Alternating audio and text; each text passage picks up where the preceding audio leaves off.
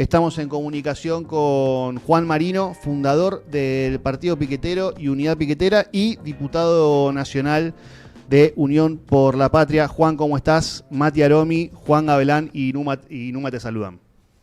¿Cómo andan? Buenas tardes. Bien, ¿vos? Todo en orden, acá andamos. Me alegro, Juan.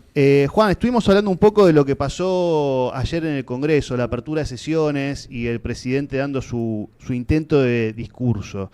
Al margen de lo espantoso, que para mi punto de vista fue el discurso, ¿cuál crees que fue el objetivo de Milei haciéndolo de la forma en que lo hizo?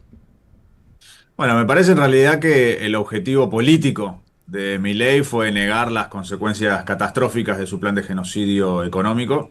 Si vos te fijás a lo largo de todo el discurso, buscó negar el crecimiento del desempleo, los despidos, la pérdida de poder adquisitivo, que son los principales problemas que están preocupando a los laburantes en Argentina. Y el segundo objetivo fue presentar como moralmente justo el cierre de las empresas. Todo el título del discurso, de hecho, que ellos presentan es La moral como política de Estado. Y salieron a moralizar el exterminio industrial. Él trató de justificar que es moral que cierren las empresas con la idea de que son empresas que se formaron detrás de un entramado de corrupción entre los empresarios prebendarios y lo que él denomina la casta política corrupta, ¿no? Y en realidad lo que está justificando es su plan de industricidio, de destrucción de la industria nacional. Por eso el discurso fue una provocación contra las y los trabajadores que están perdiendo el laburo en todo el país, y por eso nosotros fuimos ayer a la sesión a denunciar los despidos y a ratificar nuestro compromiso de que vamos a seguir apoyando la lucha de FATE, todas las luchas contra los despidos, y que vamos a seguir defendiendo la industria nacional. Juan, ahí estás hablando un poco de la industria nacional y de lo que pasó en FATE y la defensa de los trabajadores. Milei anunció también una apertura mayor aún de importaciones. Sí, él que se va a incrementar la apertura de importaciones, exactamente. Así es. ¿Y cómo ves esto vos? Digo, ¿te genera preocupación viendo las consecuencias que puede llegar a tener dentro del país y de la industria nacional? Sí, nosotros vamos a ver durante el próximo periodo un mayor proceso de cierre de empresas, este genocidio económico de Milei, donde la apertura indiscriminada de importaciones es una pieza fundamental.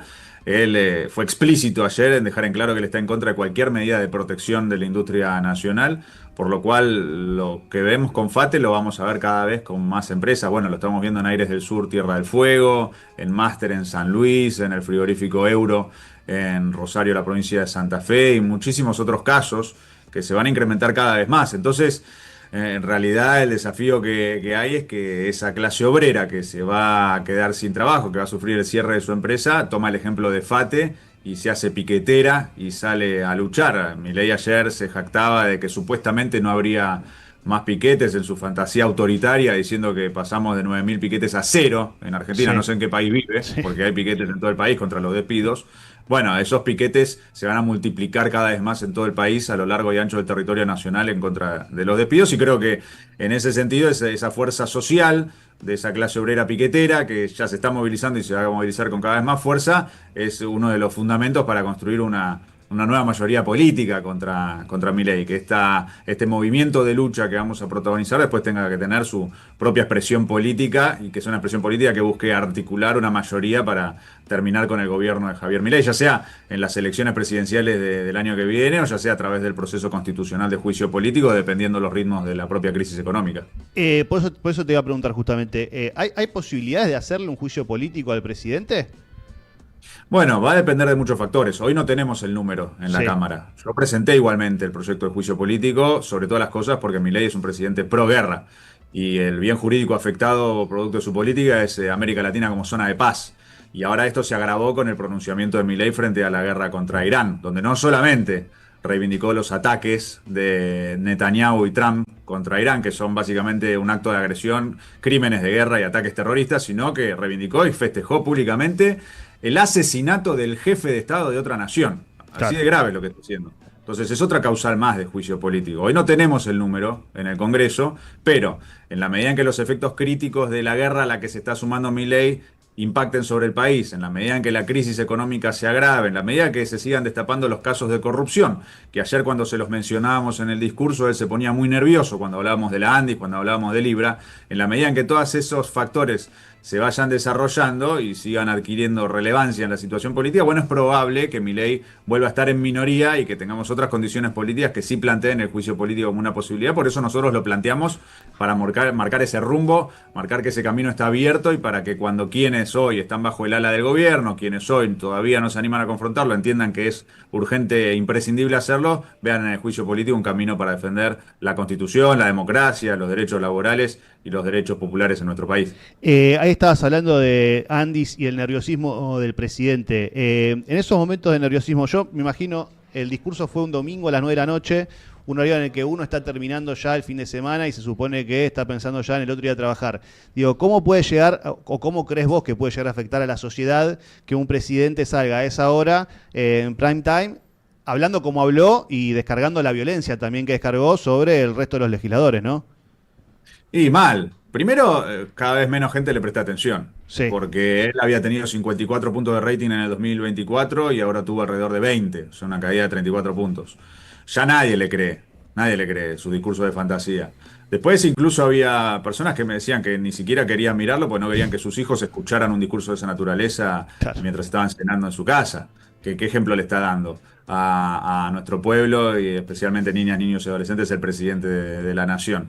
Y después, sobre todas las cosas, me parece que le cae muy mal a los laburantes que se están quedando sin trabajo. Es una provocación explícita. Que él se esté ocupando de chicanear al kirchnerismo, de insultar, de mentir alevosamente y sistemáticamente, me parece que la gente lo toma como una provocación. Incluso mucha gente que lo votó, que se está quedando sin laburo ahora, se está dando cuenta que esto no va para ningún lado y está buscando cuál es el camino para que salgamos de esta situación. Y por eso creo que estuvo bien también que nosotros fuéramos ayer y que a pesar de el intento de blindaje mediático, a través de la transmisión oficial, de no mostrar nuestros planteos, no mostrar nuestros carteles, de tratar de no mostrar nuestras intervenciones, bueno, nosotros igualmente logramos romper parcialmente ese bloqueo mediático e instalar que desde la oposición estamos quienes defendemos a los trabajadores que se están quedando sin trabajo, que defendemos la industria nacional y que estamos haciendo un esfuerzo para hacer una construcción política de una alternativa política en este país, ya sea con el juicio político, ya sea de cara a las elecciones presidenciales del año que viene, que junto con el compañero Axel Kicillof, que estamos construyendo el Movimiento Derecho al Futuro, estamos tratando de contribuir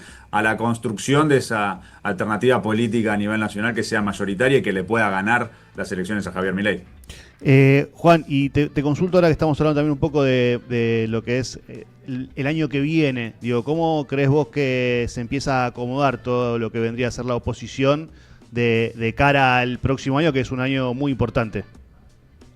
Bueno, a ver, primero, el diciembre del año pasado, el compañero Kicillof planteó que el MF se lanzaba como fuerza a nivel nacional y que arrancábamos una construcción a nivel nacional. Y esa construcción implica buscar todos los acuerdos políticos militantes para que pongamos en pie esa alternativa de unidad contra Javier Milei. Me parece muy importante superar todo tipo de internismo, que la oposición se muestre unida y respaldando las luchas contra los despidos, en defensa del poder adquisitivo, bueno, el reclamo de los gremios ahora por la inconstitucionalidad de la reforma laboral y después cada lucha obrera que haya en cada lugar de trabajo contra el intento de aplicación de la reforma antilaboral, la oposición a la modificación de la ley de glaciares, la intervención en cada uno de los episodios de la lucha política en nuestro país para mostrar que hay una alternativa, mostrar que hay una oposición que no quiere meter a nuestro país en la locura inhumana de la guerra de Trump. Y en ese sentido también me parece muy importante que las posibilidades de construcción de la oposición, de una oposición mayoritaria, va a depender también de los efectos críticos que genera en Argentina la guerra de Trump, a la cual Milei se sumó, y también la situación de Trump, porque hoy Milei depende de Trump estrictamente. Yo ayer se lo decía en la cara, sin Trump vos no existís, Milei. Acá Trump te salvó en las elecciones del año pasado. Sí. Estuviste a 2 días de quedarte sin dólares y de tener un colapso financiero. Y Trump hoy está en una situación muy complicada políticamente en Estados Unidos. Esta guerra de Trump contra Irán le está generando un rechazo popular y un rechazo de toda la oposición e incluso de sectores del Partido Republicano que están discutiendo ahora votarle los poderes de guerra en el Congreso para limitarlo y que no pueda seguir lanzando guerras contra todo el mundo, que están discutiendo que los republicanos y Trump va a perder las elecciones legislativas de medio término, y están discutiendo que si Trump pierde las elecciones legislativas de medio término, se discute más seriamente el impeachment, el juicio político a Trump en Estados Unidos. Es una discusión abierta entre los demócratas y en los medios de comunicación estadounidenses. Entonces, si Trump está tan mal, ¿dónde están las condiciones garantizadas para que Trump lo pueda seguir sosteniendo a Milei? Y si Trump no lo sigue sosteniendo a Milei, bueno, ahí entramos en un escenario de crisis económica donde por lo tanto es muy importante acelerar la construcción opositora como alternativa de poder para tener la disposición de ofrecer una salida a esa bancarrota a la que nos lleva Javier Milei. Clarísimo, Juan. Muchas gracias por la comunicación y nada, te mando un abrazo. Muchas gracias. Un abrazo a ustedes. Gracias por el espacio.